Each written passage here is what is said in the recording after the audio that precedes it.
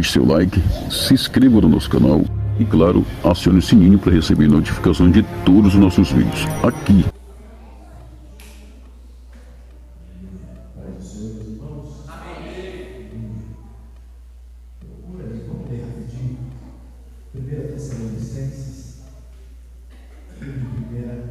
Tessalonicenses, capítulo 5, versículo de número 17.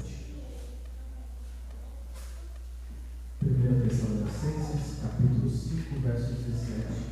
O som pelas de cima está saindo aí? Aí no fundo? Pelas caixas de cima aqui? Estão me ouvindo bem? Então, baixo? Aumenta só um pouco mais de cima. Está melhor agora? Será? Glória a Deus. 1 Tessalonicenses, capítulo 5, versículo de número 17. Como é um versículo relativamente curto, no 3, a igreja lê junto e nós nos sentamos para adorar a Deus. 1 Tessalonicenses, capítulo 5, versículo 17, é onde nós vamos meditar um pouco na palavra de Deus nesta noite. Amém? Vamos lá? Todos encontraram? 1, 2, 3. Orai sem cessar. Amém. Pode se sentar. Glorificado seja o Senhor. Aleluia.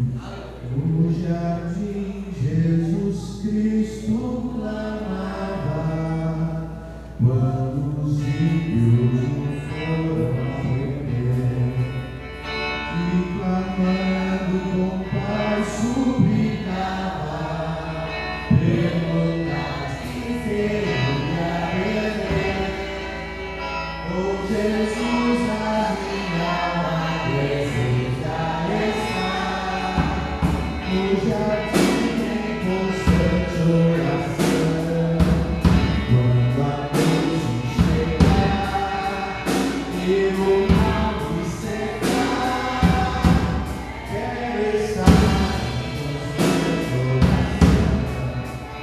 Salva que cabe das flores, assim é para o que a oração.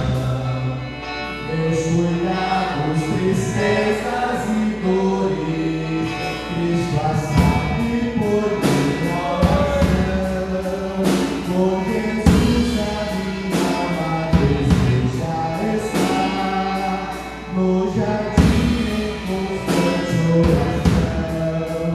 Quando a noite chegar e o mal me cercar, quero estar em constante oração. Jesus sempre completa a vitória, porque sempre viver em oração. Quando os santos chegarão agora, sobre o mundo da doce oração. Com Jesus a minha alma deseja estar no jardim em constante oração. Quando a noite chegar e o mal me cercar, quero estar em constante oração. Renovado em força seremos, nós teremos a nova unção. E com Deus já te falaremos, servindo sempre em oração. Com Jesus a minha alma deseja estar no jardim em constante oração. Quando a noite chegar e o mal me cercar, quero estar em constante oração.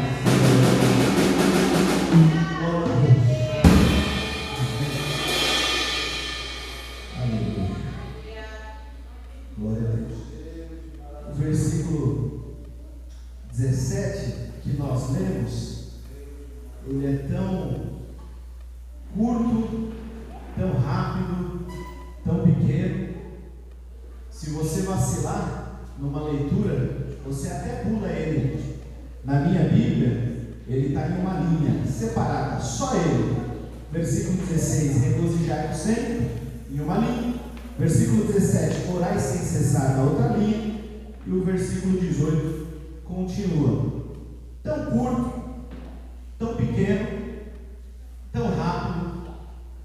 Se vacilar, você pula, não nota. O versículo, curtinho, mas talvez um dos versículos mais importantes na vida de um homem e de uma mulher de Deus. Porque nós aprendemos muitas coisas, Nós aprendemos que o crente deve ter poder. Pode aumentar só um pouquinho, tá? No meu retorno. Só um pouquinho. Amém. O crente precisa ter poder, o crente precisa perdoar, o crente precisa congregar, o crente precisa amar, não é isso? O crente precisa ser santo, porque o Senhor é santo. A Bíblia nos ensina de tudo, Meu antigo, tive um patrão que ele me dizia que a Bíblia é o manual da vida. Engraçado que ele sabia disso, mas não seguia o manual da vida. A Bíblia é o manual da vida, Só que para tudo que a Bíblia te ordena fazer, eu quero que você preste bastante atenção. Para tudo o que a Bíblia te ordena fazer, você precisa da ajuda do Espírito Santo, porque você não tem condições de fazer. Tá certo?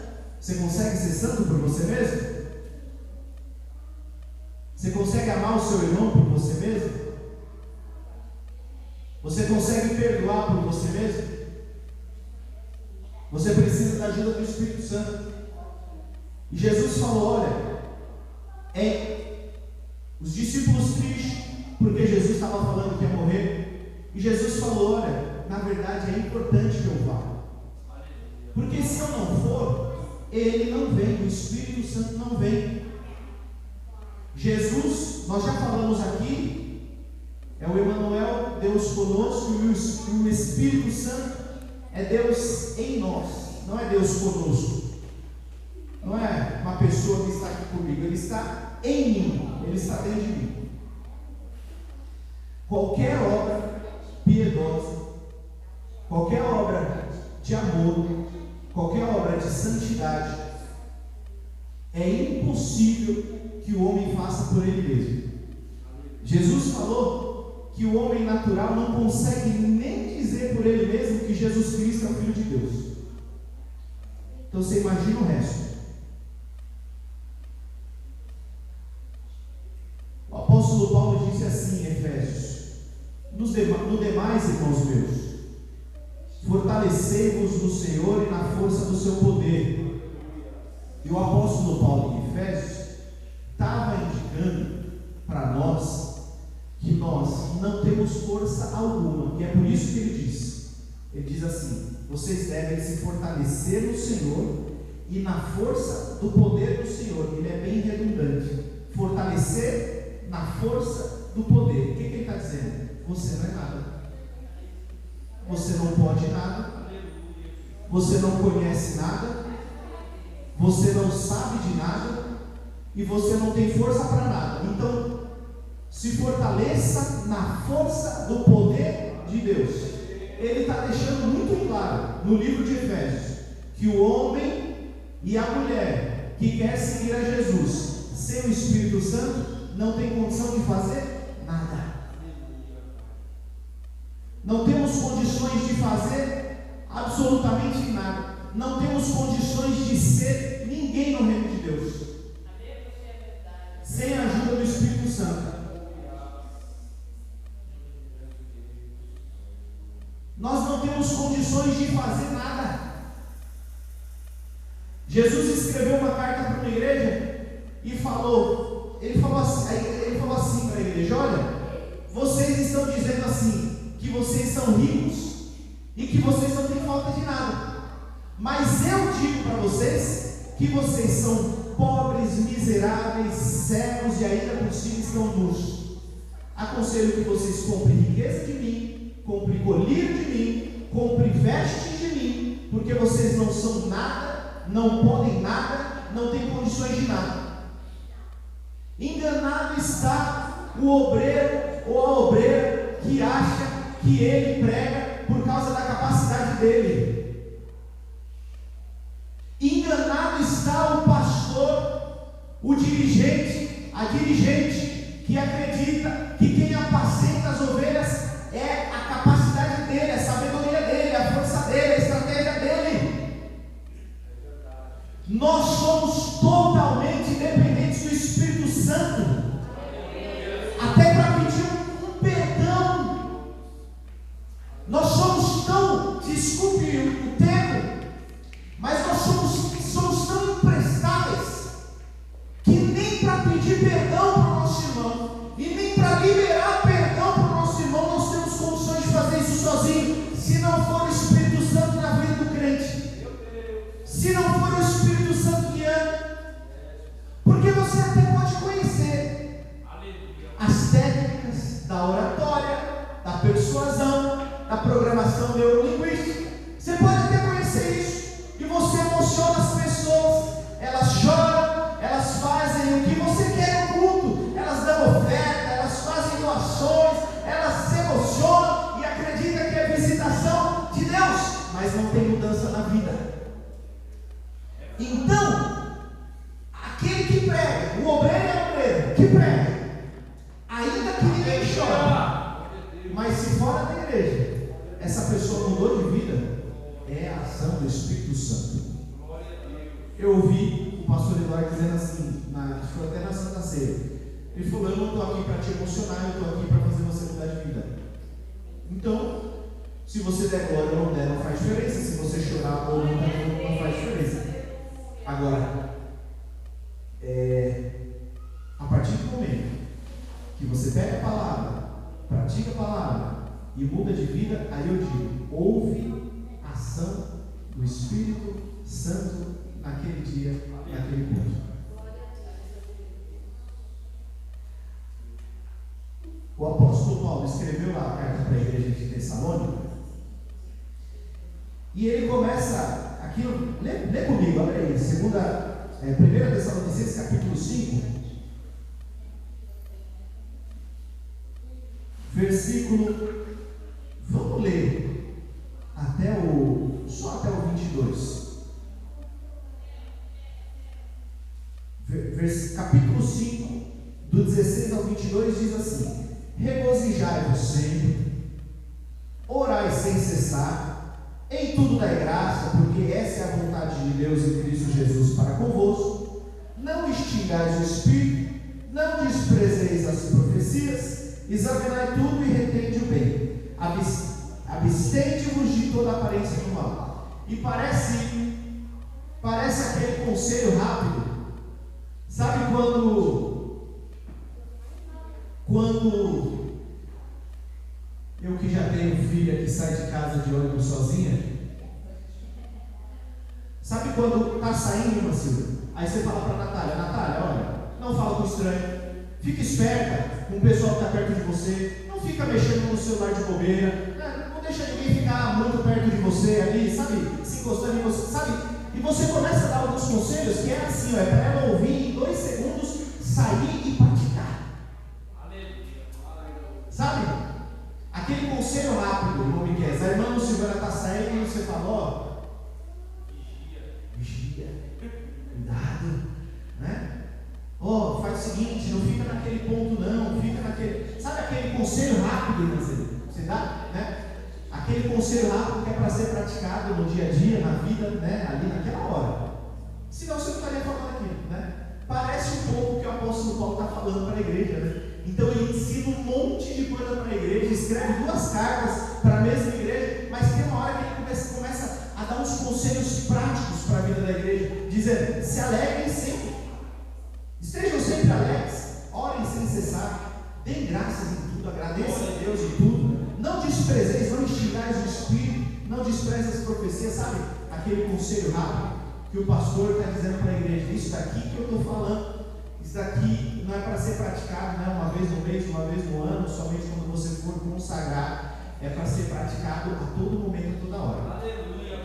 Agora, a questão é: orar sem cessar. Eu confesso que esse versículo, por muito tempo, me assustou, porque o versículo orar sem cessar, ele me desenquadra do Evangelho, ele me desenquadrava do Evangelho. Então, eu achava que eu era crente, eu lia orar sem cessar, e eu falava, não, eu estou totalmente desenquadrado disso.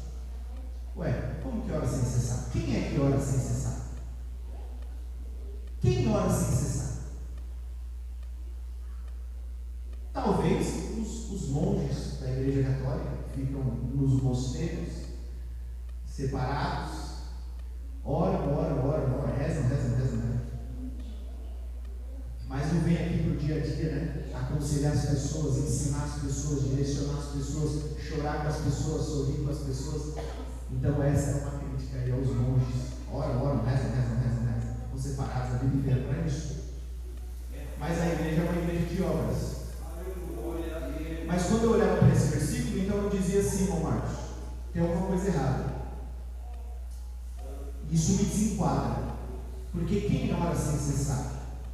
Nem a minha avó, que era o meu exemplo de crente, quando eu comecei ali, eu já tinha visto muito. Mas ninguém ora sem cessar. O apóstolo Paulo está dizendo que é importante que o crente, irmão, não é nem importante, tá? Assim, é necessário, é urgente, é inerente à vida do crente. Inerente é uma coisa que já faz parte. A oração é inerente ao crente, ela faz parte da vida do crente. Quando ele diz orar sem cessar, ele não está falando que você deve orar só na hora de comer, só na hora de dormir, só na hora de sair. Tem gente que ora só na hora de sair, tem gente que ora só na hora de dormir, né? Tem gente que ora só na hora de comer, tem gente que ora só para agradecer. A pessoa agradece quando acorda, agradece quando come, agradece quando dorme, né? O apóstolo Paulo está dizendo que nós devemos orar sem cessar. Ele está dizendo que você precisa ter uma vida de oração. Aí você vai dizer assim, Douglas, mas na Santa Ceia o pastor Eduardo falou sobre oração.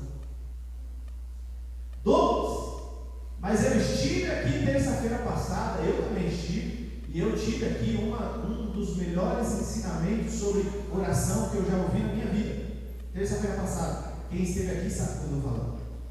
E você vai falar sobre oração de novo,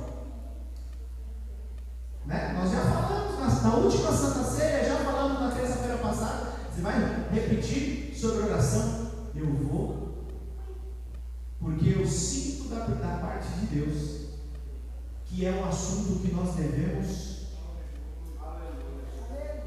como dizemos lá na empresa, nós devemos estressar esse assunto, devemos falar sobre, meditar sobre, pensar sobre e ver se dessa forma gera alguma mudança dentro de mim.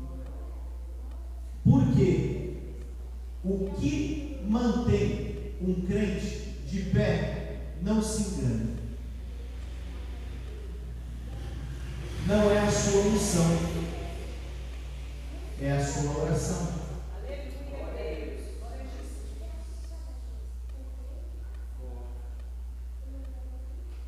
Eu falei ontem para a irmã Lucicleide, para quem eu falei?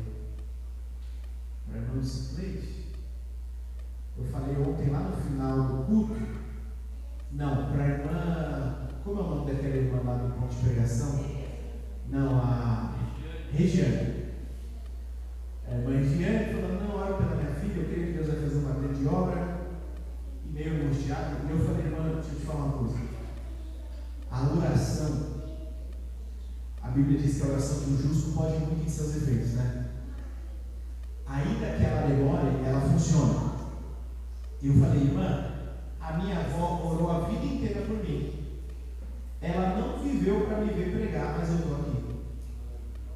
Ou seja, a minha avó foi para a glória, minha avó partiu, mas a oração dela continuou tendo validade diante de Deus. E chegou um dia que Deus falou, eu vou cumprir. Não interessa se eu tirei ela da terra. Por quê? Porque a oração de um justo pode ir muito em seus efeitos, estando esse justo vivo ou não. Você tem noção que tudo que foi cumprido sobre a vida de Israel, as promessas de Abraão, ele já nem estava mais vivo, né? E você está achando que é o que te mantém em pé? O que te mantém crente? Sou eu mesmo? Não, é que, Douglas, eu sou o tipo de pessoa que quando eu coloco uma coisa como propósito de vida, eu sigo aquela coisa e pronto. Aí você está achando que é com você, que é por você. E aí o tempo vai passando e muita coisa que era para ser mudada ainda não foi mudada por causa da falta da oração. Quando a Bíblia diz orar sem cessar, é muito parecido. Dizem que foi o Billy Graham que falou isso, mas eu não sei, então não tenho certeza. Mas dizem que alguém perguntou para o Billy Graham, né? Quanto tempo você ora por dia? Acho que os irmãos já viram isso. O Billy Graham foi um dos maiores evangelistas da igreja contemporânea, se não o maior. Aí perguntaram para ele, quanto tempo que você ora por dia? E aí ele falou assim, olha, eu não oro 1 hora seguida, mas eu não fico 2 minutos sem orar.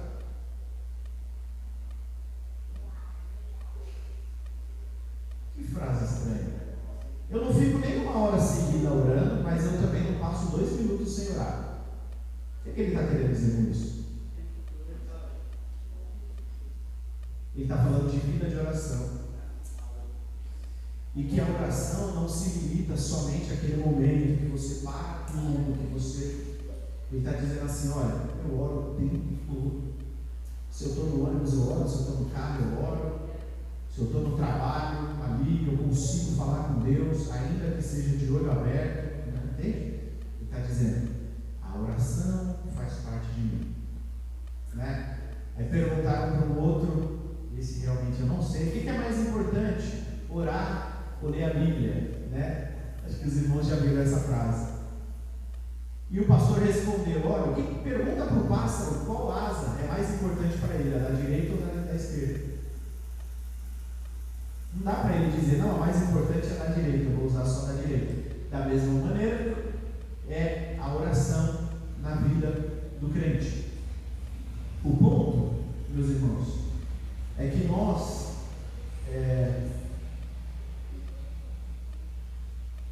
Jesus nos chamou para morrer. Jesus chamou todos os crentes. Ele não chamou nenhum para cá, nenhum. Tanto que ele falou assim, olha, aquele que quiser ganhar a vida, perdê-la-á, e aquele que perder por amor de mim, ganhá-la-á. Né? Mas nós insistimos em nos manter vivos. Nós fazemos força para nos manter vivos. O Evangelho está querendo te matar, está querendo acabar com a sua vida atual, com a sua natureza. O Evangelho está querendo tirar de você a natureza de Adão que você recebeu de graça. Você não pediu, né? Você não assinou o termo de que quer a herança de Adão, você recebeu de graça. E precisa morrer.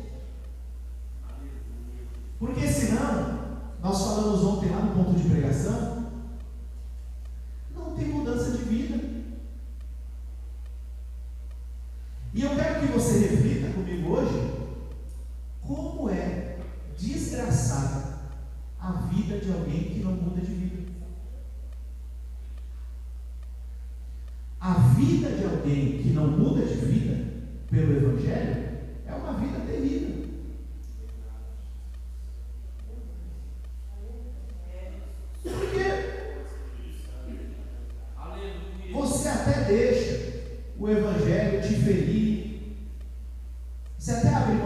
coisa, de outra. Eu vou repetir o que eu falei no Jardim de São Rafael. Nós somos chamados para entregar tudo. Tudo. Tudo que somos. Vamos lá. Tudo é o quê? Tudo que você é. Tudo que você tem. Tudo que você sabe. Tudo que você ainda vai ser. O Evangelho, ele vem sobre as nossas vidas, sobre o nosso coração, para verdadeiramente nos transformar em uma outra pessoa. Uma outra pessoa que fala diferente, que pensa diferente, que anda diferente, que responde diferente, que reage diferente. Ser uma nova pessoa. E essa palavra parece tão básica, tão batida. Oh, de novo, estou aqui no culto de doutrina e alguém está pregando sobre mudança de vida. É tão básica, tão batida, mas eu sinto da parte de Deus que nós devemos falar sobre ela. Sabe por quê? Porque não morremos ainda.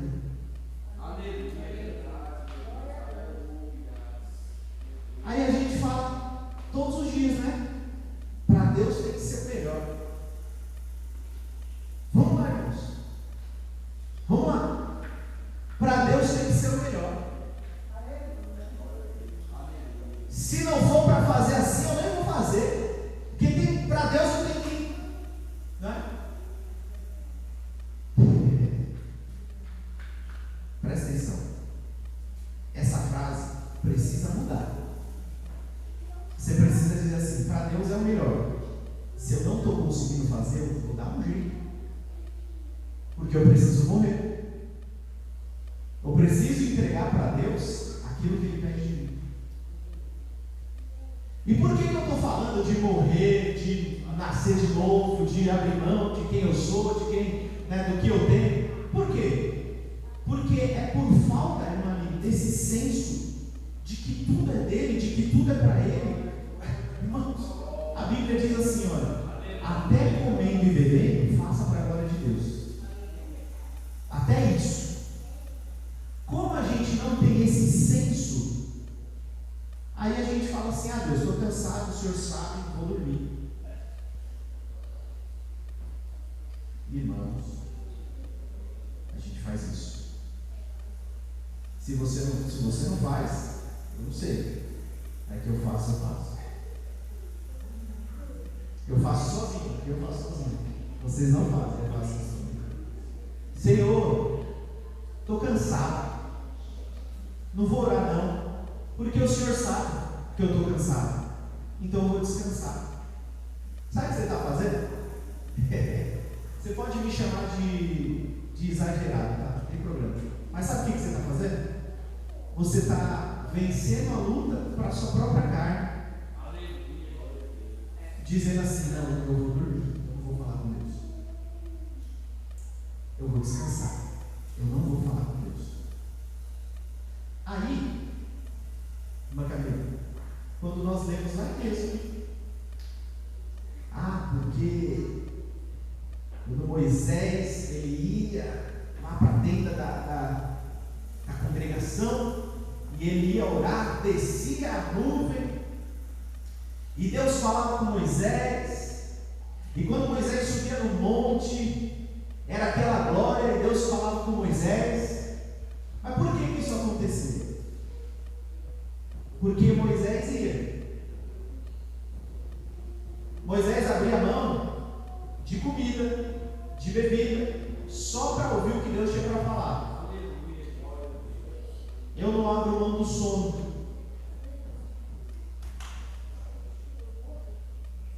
Eu não abro mão do meu sono para ouvir Deus falar comigo.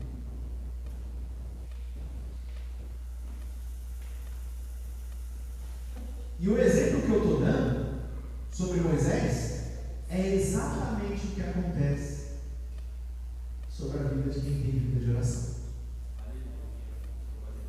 Quem tem vida de oração, Deus fala com ele. Quem tem vida de oração, ajoelha pesado e levanta leve. Quem tem vida de oração, ajoelha chorando e levanta sorrindo.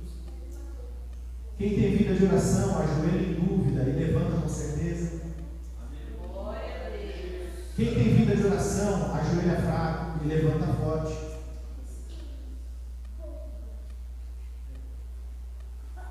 Nós, em algum momento da história, nós perdemos o senso de urgência para a oração. Perdemos o senso de urgência para a oração. A oração é tão urgente, nós sempre falamos disso, que o próprio Jesus estaria orando, né? Então vamos lá. Vamos bem com calma aqui. Eu quero que você preste atenção. Porque se você esclarecer alguns conceitos na sua mente, talvez você responda diferente ao chamado da oração. Jesus é Deus. E Jesus orava. Certo?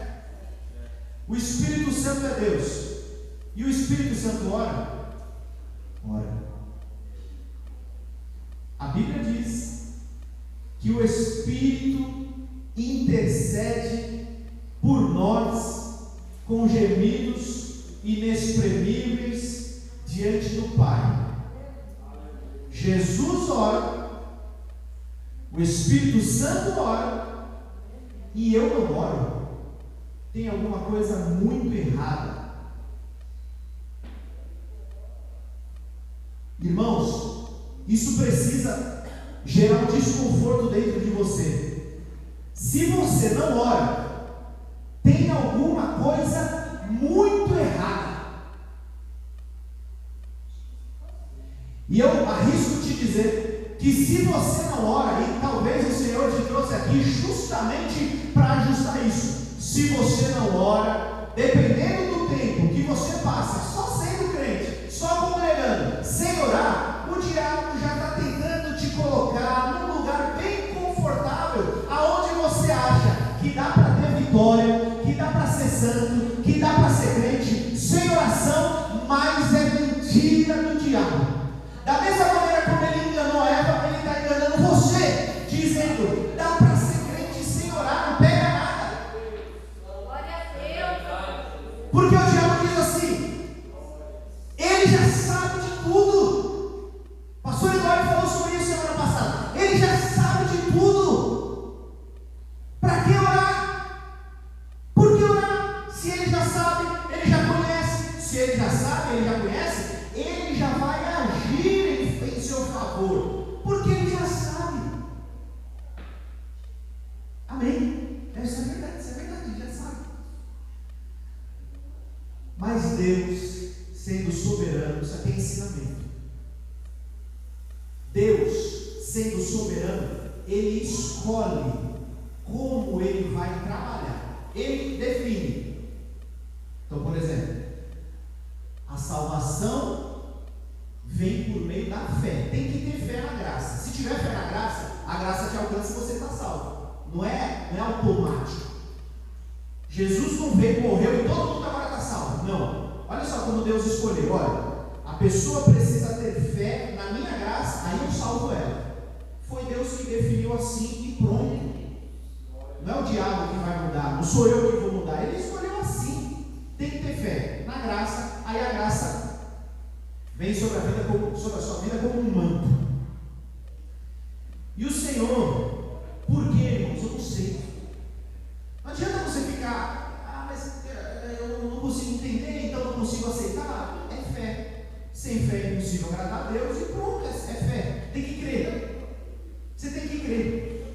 Porque Deus escolheu agir em parceria com a sua oração. Então, olha que coisa interessante, Mali. A senhora é filha de Deus. Ele te ama. Você tem um monte de problema na sua vida.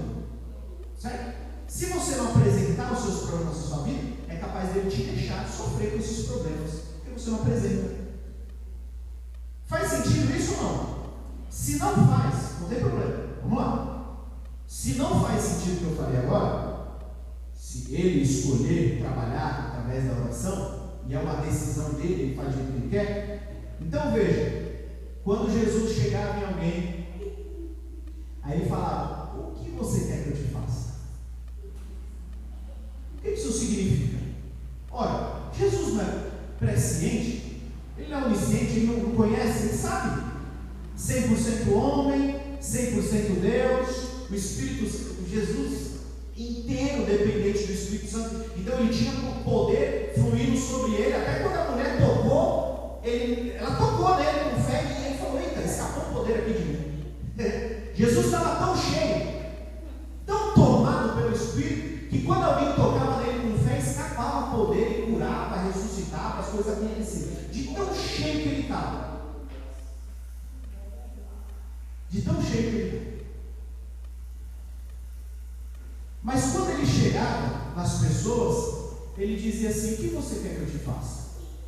Mas ele conhecia, e ele não chegou fazendo. E parece um conceito tão simples o que eu estou falando, todos vocês sabem disso, que Jesus fazia isso. Alano, o que você quer que eu te faça? Né? Por quê? Porque Jesus está mostrando um princípio para a igreja do Novo Testamento. Olha, apesar de eu ser Deus, de eu conhecer, eu não vou pular o processo, você vai ter que me pedir, você vai ter que falar comigo. Aí, o que acontece? Eu não falo com Deus, eu não choro na presença de Deus, eu não me humilho diante de Deus. Aí ó, é padrão. Passa alguns anos, alguns são meses, outros são até anos. Você começa bem, irmão Simone. Começa bem, passa um tempo, uns meses, uns anos, aí você começa. É tão difícil. É tão difícil, tão difícil, tão difícil. A gente tem essa mania de dizer: é tão difícil ser crente, e realmente é difícil, porque nós somos homens. É difícil mesmo. É difícil. Mas a partir do momento que você dê um lugar totalmente ao Espírito Santo, ainda que seja difícil, você se alegra em ser crente. Não é fardo. Tem crente, irmãos, que já se tornou fardo. Faz essa reflexão. Faz essa reflexão na sua vida. Se já se tornou fardo para você ser crente, já se tornou fardo para você vir em um culto de doutrina como esse, congregar, se manter dentro do padrão bíblico para estar apto a tomar a Santa Ceia, é fardo? Tem se tornado fardo? Porque eu vou dizer uma coisa para você: a vida sem oração, ela vai ficando mais difícil, porque a vida cristã, irmão, já é difícil. Sem oração, então, eu digo para você, é impossível, impossível, impossível, impossível, impossível. É impossível. Tão simples, tão repetitivo e tão necessário. Porque, veja, o apóstolo, a gente fala: olha, o bem que eu quero fazer eu faço, o mal que eu quero eu faço. Aí você se apoia nesse versículo e fala: por isso que eu não oro, porque o bem que eu quero fazer eu faço. É bíblico. Então tem base teológica. Meu erro tem base teológica. Irmão, você está entendendo?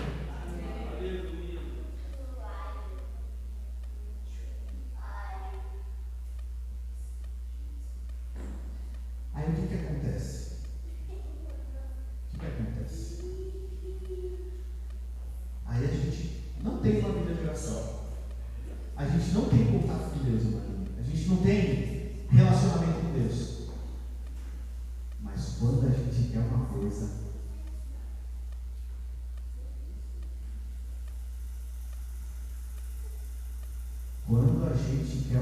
irmã Camila, duas formas, né? Que a gente é fera para orar. Ou quando a gente quer uma coisa, aí, ou quando apertou. Aí você faz propósito, você sobe monte, desce monte, jejua, jejua duplicado, triplicado, acampa. E veja só,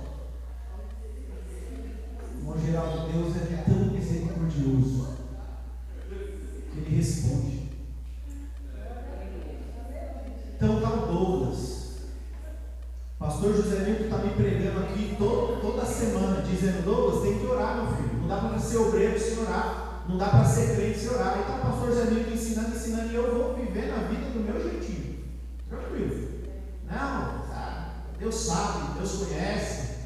Eu sou tão crente que eu nem preciso orar. Tem gente que fala assim: eu sou tão crente que o contato é aqui, ó. Meu Deus, irmãos, me dá uma raiva quando eu vejo as pessoas fazendo isso. Não, o contato é aqui. O contato é no chão, boca no pó, lágrimas correndo no rosto. Não tem essa de... O pessoal do mundo faz muito isso. Eu vejo muitos artistas, hoje em dia dá uma moda, né? Não, eu Jesus é aqui, ó. Imagina a cara de Jesus, né? Aí o que acontece? Ó, Luiz, eu me lembro. Você vê o tamanho da misericórdia de Deus. Isso aqui é uma reflexão hoje. Eu quero que você acorde hoje, por alguns minutos, você realmente desperte e fale: olha o que aconteceu, isso aqui é real, tá? Um casal está namorando e o negócio do casamento estava enroscado. Isso faz muitos anos. Estava enroscado o negócio do casamento, não saía, não aparecia, até aparecia a porta de emprego, mas sempre dava alguma coisa errada, saía do emprego, não ia. E o pai começou a apertar o negócio, falar: olha, se apruma aí, senão você vai casar com a minha filha. Aí procuraram o pastor, e o pastor falou: olha, o pastor aconselhou como que faz para manter o emprego. Olha, deixa eu te ensinar a ser profissional. O pastor ensinou, né, a ser profissional para manter o emprego, e o pastor falou: olha, vou entrar no propósito de oração com vocês, para Deus estabilizar a questão do emprego e ir para o casamento. Passou-se um tempo, o que Deus fez? Por causa da misericórdia, atendeu. Deus atendeu. Abriu a porta de emprego, estabilizou o emprego. Irmãos, preparou tudo no casamento. Tudo. Deus preparou tudo. Né? Aquilo que as pessoas acharam: isso daqui não precisa, não vai ter, porque não tem condição. Pois bem, Deus deu tudo. Preparou tudo, foi completo. Depois que esse casal casou, dá para contar em uma mão quantas vezes eles apareceram na igreja, no culto, nem que fosse para agradecer a Deus pela bênção. E sabe qual que foi a consequência disso? Recebi minha bênção, Deus é misericordioso, Ele dá. É filho, está chorando, está pedindo, Deus atende. Sabe qual foi o pós isso, irmãos, igreja? Eles comunicaram ao pastor que ia sair da igreja.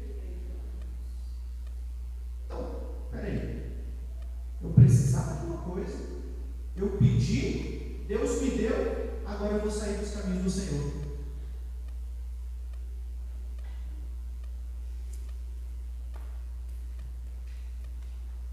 E se você vacilar, você cai no mesmo erro. Deus, preciso, quero, me ajuda. Me ajuda. É um emprego, é uma faculdade, é uma enfermidade, é um relacionamento, é um monte de coisa. Na hora de pedir, nós somos bons. Bons. Se existe um ser bom de pedir, é o homem. O homem é bom de pedir. E Deus é misericordioso, Ele dá. Só que, e depois? E quando Deus vai lá encontrar com você para ver se tem amor,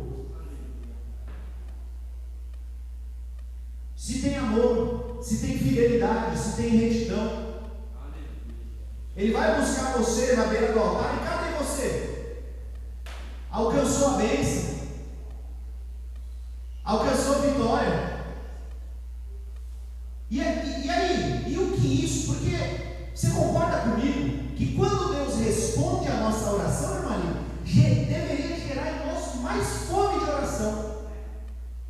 E nós somos tão ingratos que nós fazemos justamente o contrário. Ah, Deus me deu, obrigado Deus, vou curtir a minha bênção.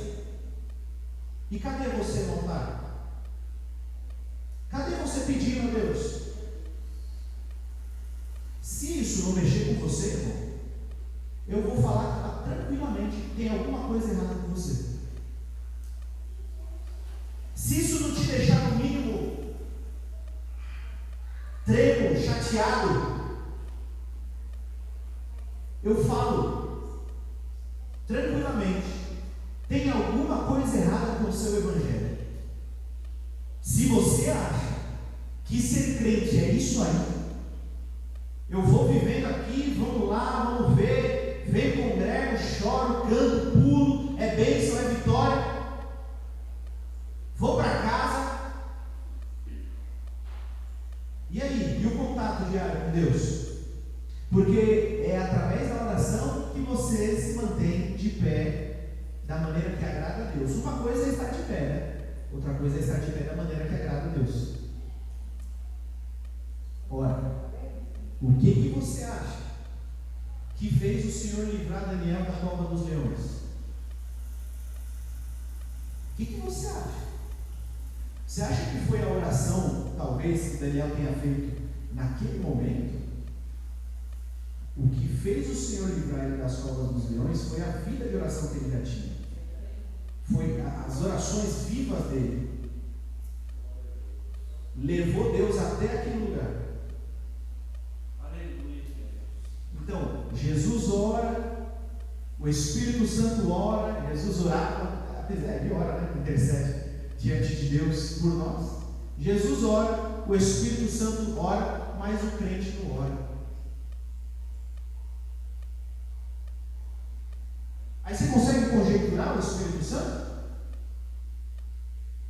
Intercedendo ali pela vida do Luiz, falando, Luiz, aquilo que você nem sabe que você tem que falar, pedindo a Deus aquilo que você nem sabe, você não tem capacidade de saber o que precisa pedir, e aí daqui a pouco tá o Espírito Santo só orando sozinho. Irmãos, nós somos tão maus que nós fazemos isso. E para a gente ainda está tudo bem, irmão, se crente. Está tudo bem. Posso falar uma coisa para você? Os 45 minutos de oração, 45 minutos de oração, não é, irmão Geraldo? 15 minutos, mas 45 minutos de oração aqui, o irmão Geraldo no culto, posso falar? Não é suficiente para você. Porque são 30 minutos na terça, só aqui, irmão Geraldo, só aqui. 30 na terça, 45 na quinta, 45 no sábado e aproximadamente mais 30 no domingo. Posso falar para você? Você tem que ter muito mais acima desse tempo aqui da igreja. A oração aqui da igreja não é o bastante. Tem que ter tempo com Deus. Tem que falar com Deus lavando a louça, sim. Tem que falar com Deus lá no trabalho, sim. Tem que falar com Deus aonde você estiver, e aquela oração o dia inteiro, amém. Mas tem que ter um momento em que você para tudo. Aleluia.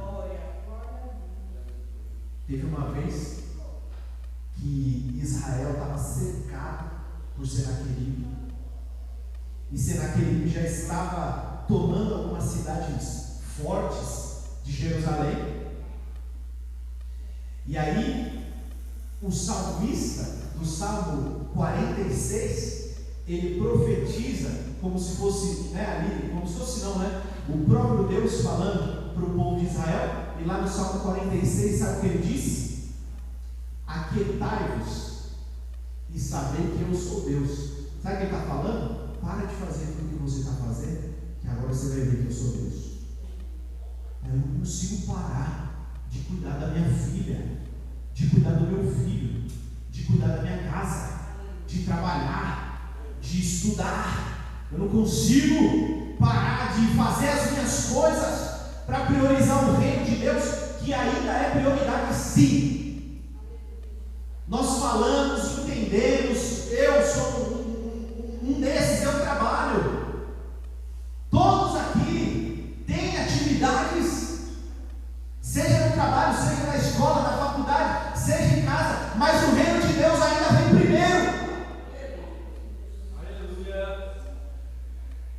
Tem um testemunho, eu não me lembro se é John Wesley, não me lembro agora, que eu não lembro, se eu errei, me desculpe, mas um grande evangelista do passado, família humilde, família, né, pobre, morava numa casinha pequena ali, ele e o irmão, e a mãe humildezinha, e cuidava de casa, dona de casa, mas crente até o tutano, e não tinha a irmã ali o quarto dela, a sala de estar, o lugar separado para orar. Sabe o que ela fazia? Com os dois crianças em casa, ela ajoelhava no meio da casa, em qualquer lugar da casa, e colocava um avental na cabeça, e ficava orando, ajoelhada com o avental na cabeça, para que quando eles olhassem para ela, eles soubessem que ela estava falando com Deus, e não atrapalhasse ela naquela hora. Então não tem, não é para, porque não dá, lá em casa é uma bagunça, então institui a organização na sua casa e vai falar com Deus.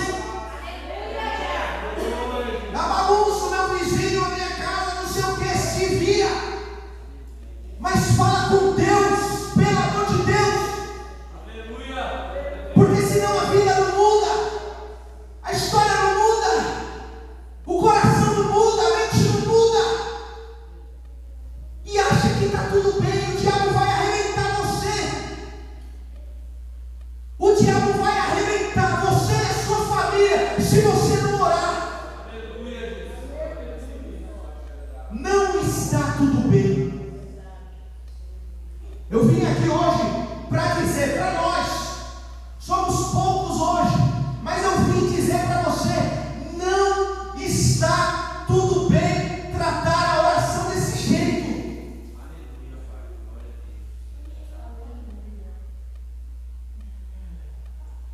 Eu quero que Deus fale comigo, mas eu não falo com Ele. Eu quero que Deus me mostre, mas eu não falo com Ele. Eu quero que Deus me mostre, mas eu não mostro para Ele as minhas coisas. Eu quero que Ele me fale, mas eu não falo. Eu quero que Ele confie no que eu estou pedindo, mas eu mesmo não confio nele nem para orar. Sabe, a vida vai mudando, a vida do crente vai mudando, na medida em que ele vai deixando Deus fazer a obra. E para Deus fazer a obra tem que ter conversa, literal. Como que Deus fazia com Adão? Adão era santo, não era? Adão era inocente lá antes do pecado. Ele era inocente, não era? Era santo, não era? E Deus não descia não para falar com ele. Adão não tinha que orar não, diante de Deus todas as tardes, sendo santo, sendo perfeito, sendo inocente. Adão também não tinha que orar não. Isso é princípio de Deus. Deus faz questão que você fale. Deus faz questão de que saia da sua boca.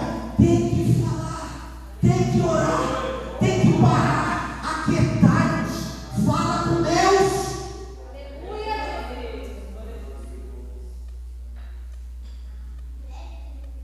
Fale com Deus e deixa Deus falar com você, porque é poderoso quando vem aqui um pregador e diz assim, abre lá em Jeremias 33:3, aí tem gente que já até se arrepia, eita, a tampa da chaleira vai voar hoje, não é? Porque é lindo, né? O texto poderoso, só de ler o texto a gente já fica cheio, né? Clama a mim, responder-te-ei, anunciar-te-ei coisas grandes e firmes que não sabe, mas o texto começa dizendo, clama a mim. Clama a mim.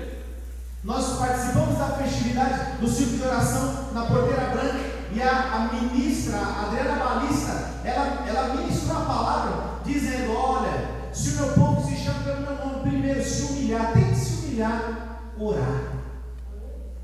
Não é assim: olha, meu povo está sofrendo, eu ouvirei dos céus, eu sou poderoso, eu sou amoroso e vai acontecer. Não, tem que se humilhar, tem que orar, tem que se converter. Tem alguma coisa errada com o meu evangelho. Se eu não oro, tem alguma coisa muito errada comigo.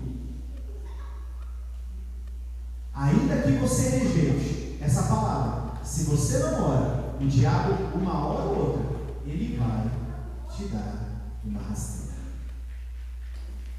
Se você não ora, uma hora ou outra, o diabo vai alcançar coisas da sua vida que você não imaginava que ele poderia alcançar. Porque você mesmo vai dando espaço para ele. Você mesmo vai dando espaço para o diabo.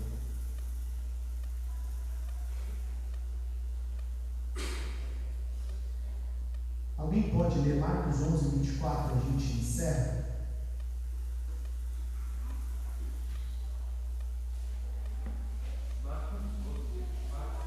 Desculpa, Mateus 7, 7 e 8.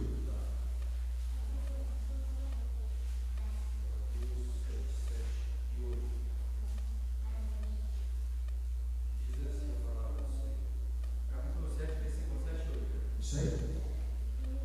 Pedi e dá-se-vos-á, buscai e encontrareis, batei e abri-se-vos-á, porque aquele que pede, recebe, e o que busca, encontra, e ao que bater, se abre. Se não tivesse promessa para você, tudo bem. Eu até entenderia isso, não ter uma vida de oração. Mas tem promessa. Esse bater, esse buscar, Jesus não está falando de bater em porta, ele está falando de ajoelhar, colocar o joelho no chão, colocar a boca no chão, a testa no chão, se humilhar um pouquinho, orar a Deus, falar com Deus, para que aí sim Deus consiga, Fabiano, cumprir aquilo que Ele tem para fazer na sua vida. Eu não sei porquê, pode ser que alguém esteja com esse sentimento no coração, a vida não muda, a situação não muda, a coisa não muda, e Deus está falando para alguém hoje aqui. Precisa de um alinhamento entre você e Ele, e isso só vai vir através de oração. Não oração de um dia, não oração de uma semana, que a gente também é bom nisso. Ora uma semana, ora um mês e depois volta e fala: opa, já fiz um estoque de oração. Vida de oração significa vida de oração. Vida de oração significa vida de oração. Em nome de Jesus. Eu já vi Deus falando grandes coisas sobre essa igreja, e sobre esse ministério e sobre essa casa. E eu não vejo a hora de Deus começar a cumprir o que Ele falou que ia cumprir. Mas eu também não tenho dúvidas que isso vai vir por meio de oração. Amém? Só a oração vai mudar a vida. Não seja um ingrato diante de Deus, mas tenha vida de oração. Deixa Deus operar na sua vida. Deixa Deus trabalhar. Quando a gente fala, deixa Deus fazer, deixa Deus operar, deixa Deus trabalhar, às vezes, irmãos, parece que quer dizer assim: eu vou falar que eu vou deixar e estou deixando. Não. Deixar Deus trabalhar na sua vida é você ir lá e orar. É assim que você deixa Ele fazer. Você se ajoelhar, separar tempo e orar. Gasta tempo. Gasta tempo com Deus. Achegai-vos a Deus e Ele se achegará a vós. Amém?